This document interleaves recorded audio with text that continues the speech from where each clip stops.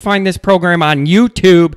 Do subscribe if you haven't yet. I appreciate it. And if you approve of the content, give the video a thumbs up when you get through with it. Okay? Twitter, search bar, always Irish, or at JKZND4. Emails, alwaysirishnD@gmail.com. Audio only, anywhere you want me, you could get me. Merchandise link is indeed below in the description. Get yourself a hashtag Freeman Fractor shirt. Okay? So, here we are. The calendar, what the hell day is it? It either is about to turn to August or it's already August, depending on when I release this video. And football season is upon us. There's just a little tinge of fall in the Midwest air that I feel. Even when it's been hot and muggy, it's starting just that little tiny turn that feels like fall outside. Something about the air. I don't know what it is, but I know it's creeping up on me. Okay?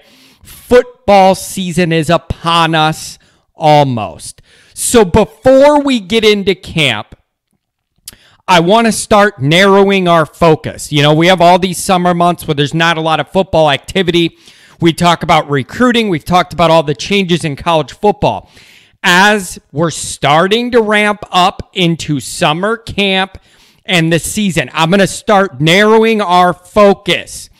And I have something very simplistic, very straightforward, but I just want to go over it to give us a baseline to prepare ourselves as we enter this year. Okay, so I'm going to talk through this. Follow me here. So I'm going to go over, in my opinion, you might be different. I don't know. In my opinion, I want to go over the best case scenario I see for this 2021 Notre Dame season and the worst case scenario for the 2021 season, and go over what I think could go right or wrong to cause us to go down one of these divergent paths. Okay? So, best case scenario.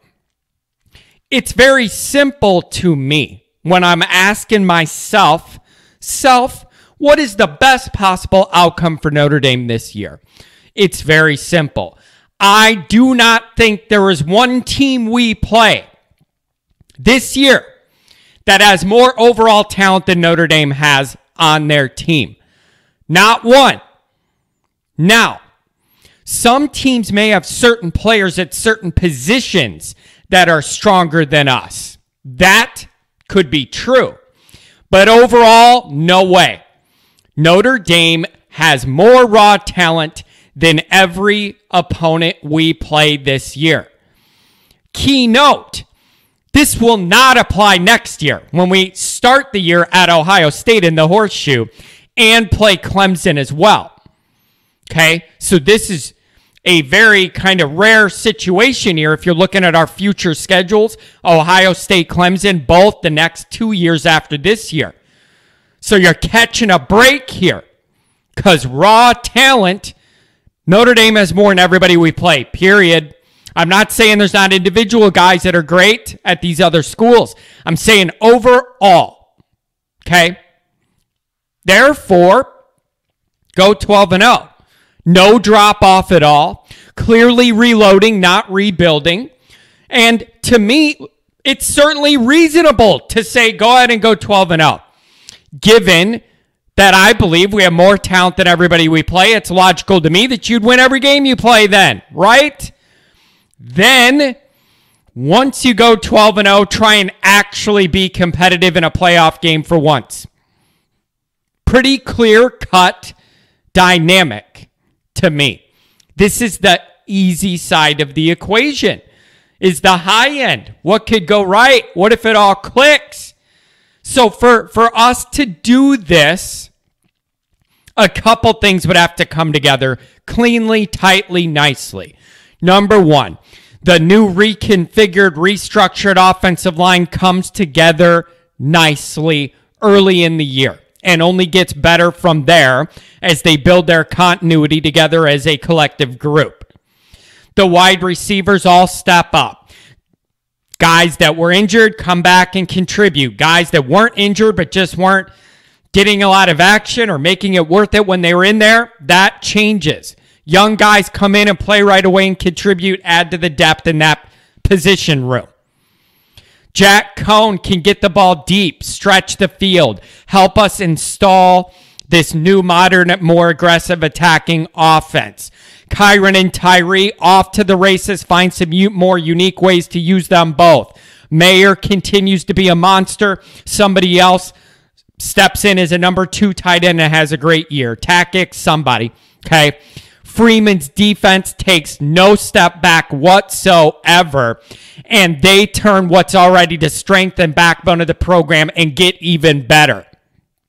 This, folks, is our best case scenario for 2021. It sounds easy to say here right now, but I just keep going back to that raw talent count. There is nobody we play that has more talent on their roster, top to bottom, than Notre Dame. Winning every game is certainly possible this year. Don't let anybody tell you it isn't. Now, here's where things start to get a little dicey, and I will lose my patience. Losing any games here, flipping to the worst case scenario. Losing any games this year will frustrate me due to the exact same reasons I said we could go 12-0. If you have more talent than everybody you play overall, and I think we do, you shouldn't lose any games then, theoretically. Doing so to me means you're losing games you shouldn't, and that's an us issue, not the opponent, right? If we have more talent than you and we lose to you, we're doing something wrong. We're doing something wrong if that's how it ends up shaking out. There's nothing more frustrating than losing a game you don't think you should lose to a team you're clearly more talented than. You see, that's the big difference between losing to Ohio State, Clemson, and Alabama compared to Notre Dame losing to anybody else we play. All of the teams I just referenced have more raw talent than Notre Dame. They likely should win against us. That's what the talent indicates and dictates. That's understandable. Okay, losing games to teams we have more talent than is just a waste. You're throwing a game down the toilet. So how exactly could this unravel into the worst case scenario? Well, one thing we have to determine is what exactly is the worst case scenario.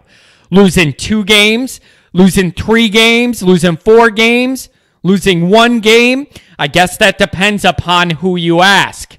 Exactly what would count as the worst case scenario. I established in one of my previous videos, I think a minimum in this transitional year needs to be don't lose any games at home. 10 wins needs to be the low end for this group and the talent they have in the schedule we're playing. We play nobody with more talent than us overall. Win your games.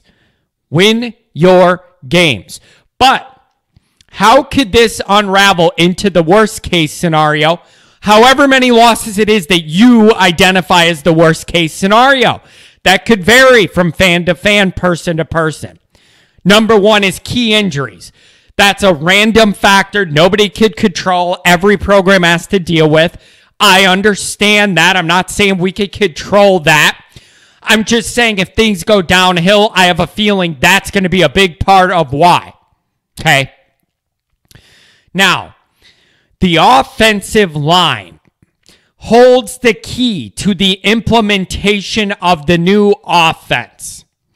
If they hold this implementation back by things needing to be simplified and dumbed down because they're not ready as a collective group yet to be effective in the offense that Reese wants to run, the new offense Reese wants to run, that ruins the entire thesis from which we are supposed to operate off of for this season.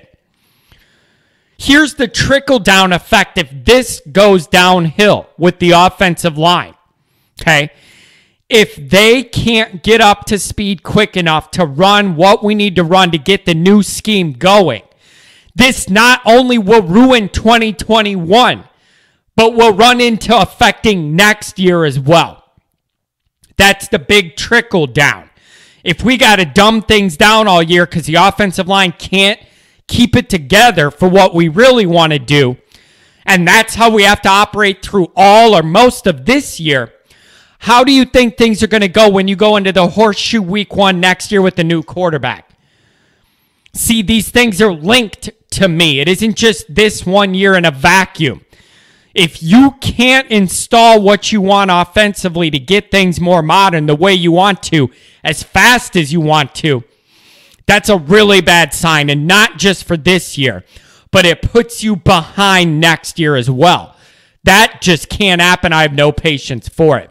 So that offensive line is a huge key to pushing us into a more modern version of offensive football. It's got to be good enough. It's got to be good enough, or it's going to drag the ceiling of what we could be down. Okay? Now, this would also mean in the worst case scenario, I would imagine there's got to be some sort of quarterback situational issue. Cone is hurt. He's not effective as they think. The guys behind him are more young and inexperienced, can't run what the staff wants if they have to turn to one of them. Again, it's a dumbing down the play card, play sheet situation. So I'm looking at that quarterback area as well, hoping that if it's Cone, he has what it takes to at least get this new installation off the ground. And then the ideal situation would be next year, a guy with some more natural talent and high-end capability could take it from there and go to even higher heights. Okay? Also, in the worst case scenario, to me, the wide receiver room ends up just about like it did last year.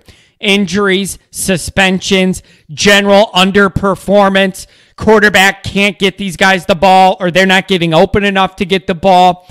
All of those kind of things could be in play again. Now, I have racked my brain, okay, and other than 20 injuries, I cannot find a way in my mind to convince myself that the defense is a reason we're going to lose games in 2021.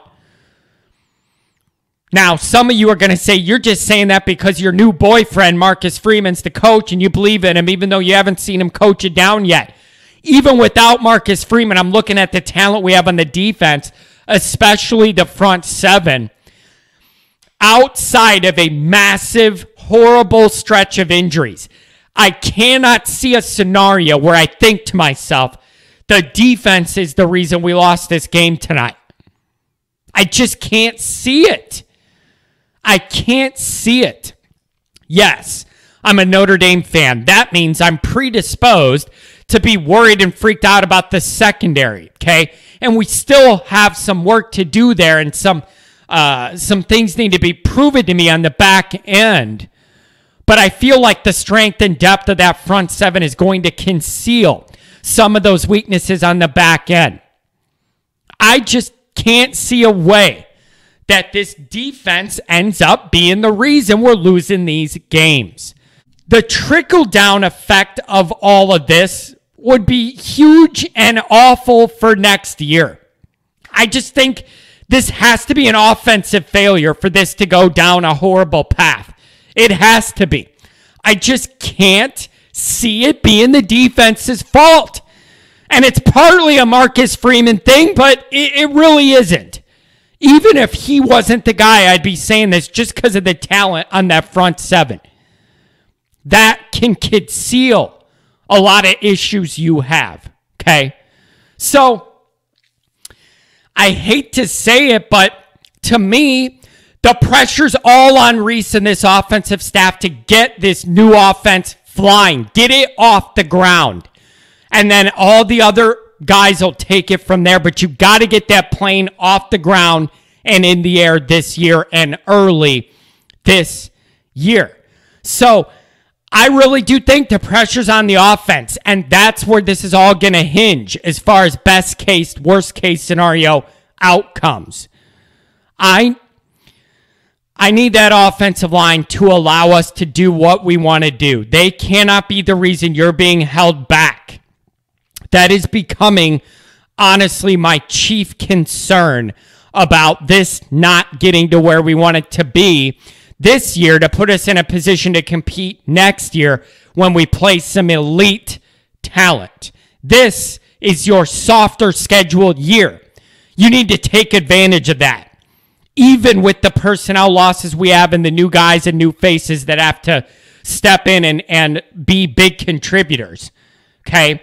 So I need this offense to be off to the races. There is a lot of raw talent on the offensive side.